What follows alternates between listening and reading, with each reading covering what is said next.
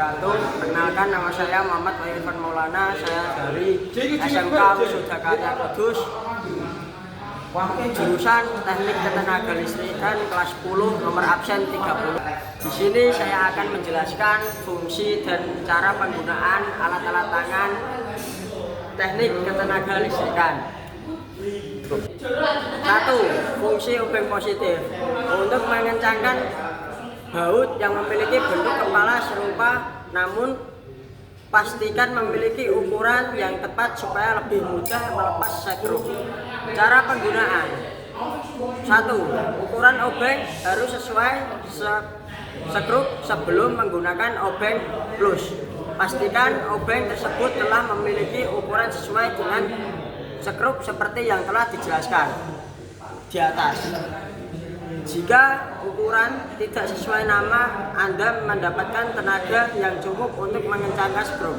2. Dorong dan putar, tempatkan obeng plus hingga sumbu roasi sejajar dengan skrup.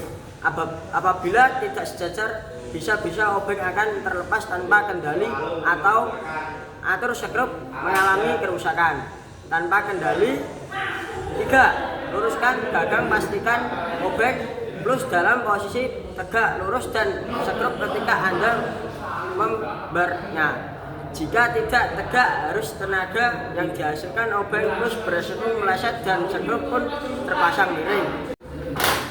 Setelah itu yaitu tang kombinasi sebagai penjepit dengan bentuk runcing pada bagian ujungnya. Cara penggunaan: pilih sesuai jenis dan fungsinya, pegang tang dengan kuat dan mantap. Pastikan gagang yang tidak kotor atau licin.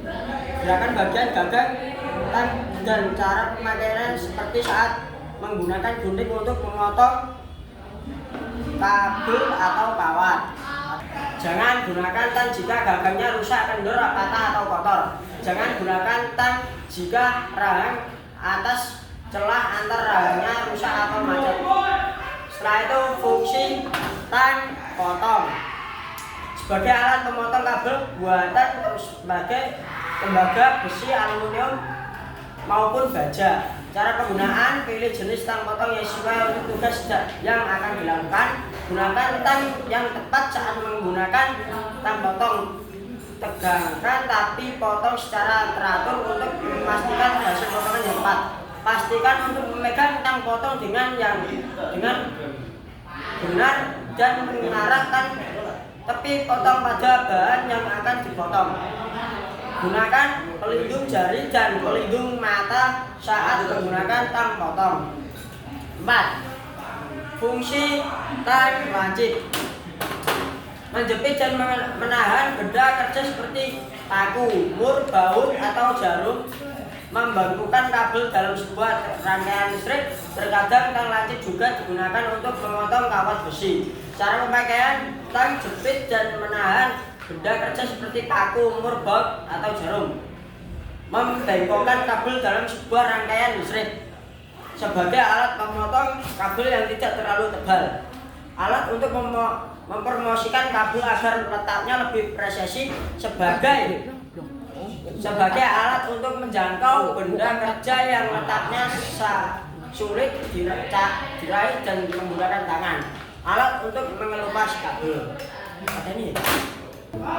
Setelah itu yaitu fungsi kunci pas untuk mengencangkan atau mengendorkan baut dan mur kendoran bermotor untuk mendapatkan sumbangan yang ketat dan tidak mudah lepas.